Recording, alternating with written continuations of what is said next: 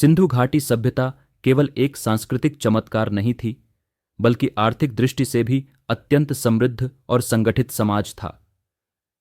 उनकी व्यापार प्रणाली, विनिमय के तरीके और विदेशी संपर्क हमें यह दर्शाते हैं कि यह प्राचीन सभ्यता व्यापार और अर्थव्यवस्था के क्षेत्र में कितनी विकसित थी। खुदाई से मिले सिक्के, बाट, तौलने की तराजू और मुहरें इस बात की पुष्टि करते हैं कि व्यापार यहां सुनियोजित था। सिंधु घाटी के लोग स्थानीय ही नहीं बल्कि अंतर्राष्ट्रीय व्यापार करते थे।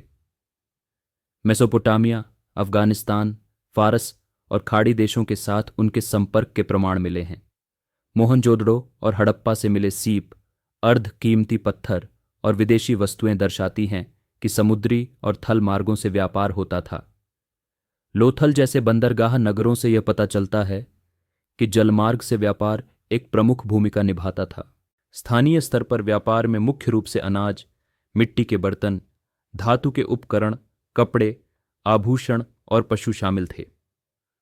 वस्तु विनिमय प्रणाली पर आधारित यह अर्थव्यवस्था अत्यंत व्यवस्थित लगती है, खासकर क्योंकि हमें वहां से अलग अलग माप तौल के उपकरण मिले हैं।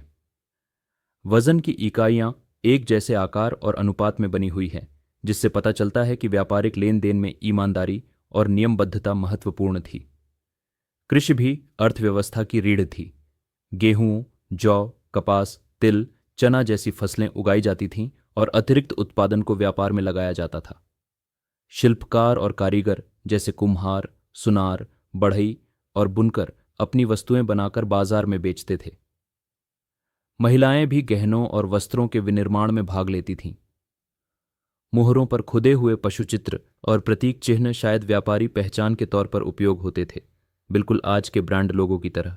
चूंकि मुद्रा प्रणाली विकसित नहीं थी, इसलिए वस्तुओं का लेन देन या बार्टर सिस्टम प्रमुख था।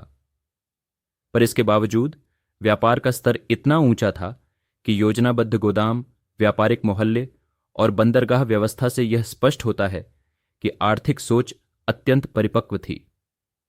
एक और महत्वपूर्ण बिंदु यह है कि हड़प्पा वासियों ने व्यापारिक रूट्स के आसपास बसावटें बनाई थीं, जिससे माल और कच्चा सामान आसानी से एक जगह से दूसरी जगह पहुंचाया जा सके।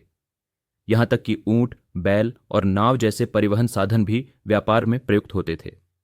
सिंधु नदी और उसकी सहायक नदियां और लौटल जैसे बंदरगाह शहर इस नेटवर्क का हिस्सा थे। संक्षेप में कहें तो सिंधु घाटी सभ्यता की अर्थव्यवस्था कृषि, शिल्पकला और व्यापार के त्रिकोण पर आधारित थी, और यह प्रणाली इतनी मजबूत थी कि हजारों वर्षों तक चली। वे केवल ईंटों के शहर नहीं बना रहे थे, बल्कि आर्थिक और सामाजिक स्थिरता की नींव भी रख रहे थे। एक ऐसी नींव जिसने आगे चलकर भारतीय उपमहाद्वीप के व्यापारिक और सांस्कृतिक ढांचे को गहराई से प्रभावित किया। अगर आपको यह यात्रा रोचक लगी हो तो वीडियो को लाइक करें और बने रहें इंडिया इन 5 मिनट्स के साथ, क्योंकि यह तो बस शुरुआत है। धन्यवाद।